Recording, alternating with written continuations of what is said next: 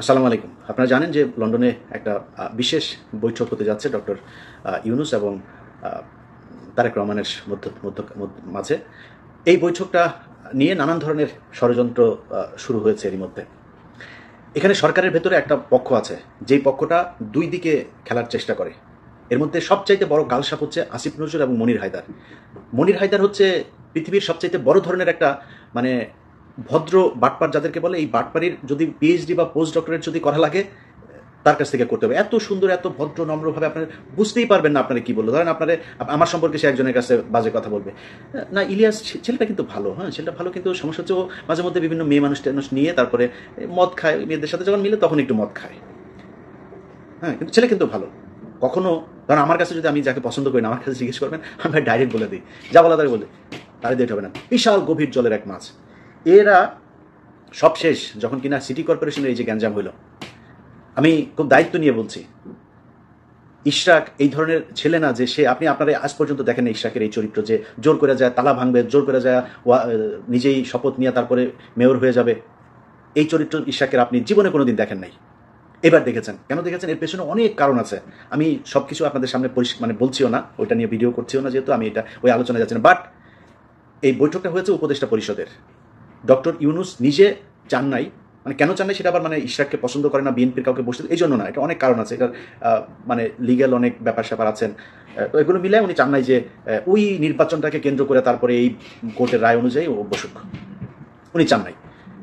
তো সিদ্ধান্তটা সব উপদেষ্টারা মিলে নিয়েছেন। এটাকে ইশরাক এবং বিএনপির কাছে গিয়ে আসিফ নজরুল এবং মনির হায়দার এমনভাবে প্লেস করেছেন যে আপনাকে বা তোমাকে বসতে দিতে চাচ্ছে না আসিফ মাহমুদ আর হচ্ছে মাহফুজ আলম, এই দুইজন হচ্ছে তোমার শত্রু।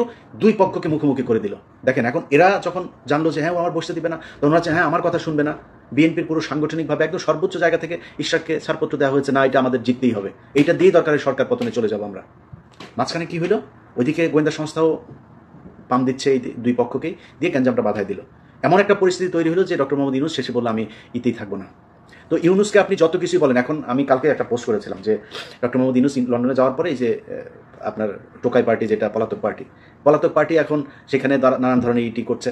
সারা জীবন বিএনপির কাছে কিন্তু লন্ডনে সারা জীবন মার খেয়েছে ওইখানে, এবার তারা বিশাল আকারে।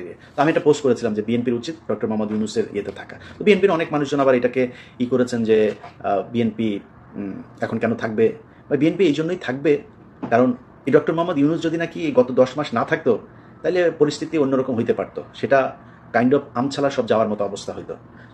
আবার স্টুডেন্টদের সাথে আপনি দুর্নীতি করছে, এই যে আপনার কি এই যে হান্নান মাসুদকে নিয়ে আলোচনা হচ্ছে, দুর্নীতি করছে তো অনেকেই দুর্নীতি করছে, করে না কে আমার এটা বলেন, যে ওই দলের এই ব্যক্তি এই পর্যন্ত ক্ষমতায় ছিল, করে নাই, করে তো।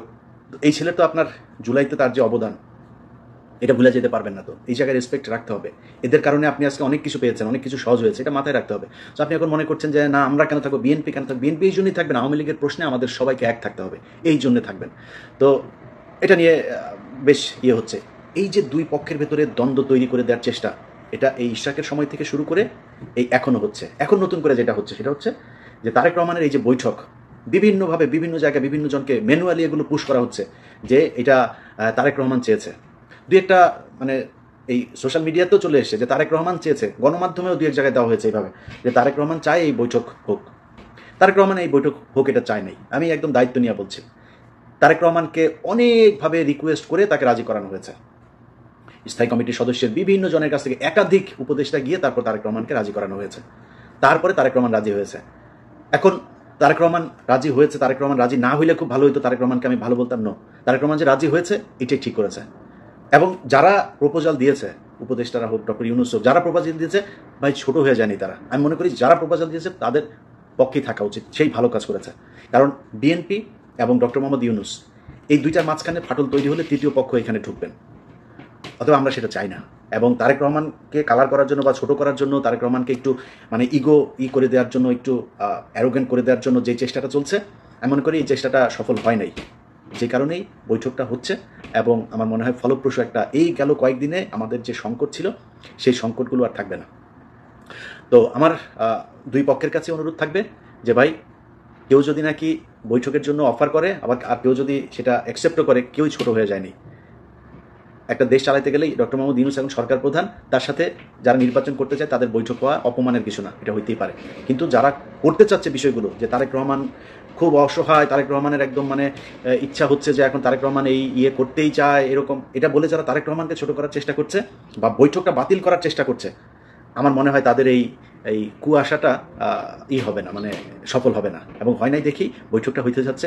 আমরা বিশ্বাস করি এই বৈঠকে সামনে নির্বাচন নিয়েও দুই পক্ষের মধ্যেই একটা নমনীয় থাকবে, দুই পক্ষই ছাড় দেবে। এবং ডক্টর মোহাম্মদ ইউনূসেরও আমি মনে করি তিনি সম্মানিত একজন মানুষ, তিনারও অহেতুক নির্বাচনটা খুব বেশি পিছিয়ে নিয়ে যাওয়ার কোনো কারণ আছে বলে আমি মনে করি না। নির্বাচনটা হয়ে যাওয়া উচিত।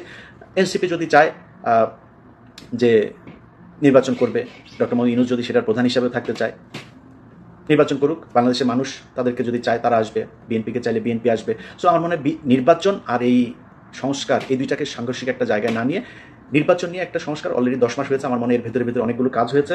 এখন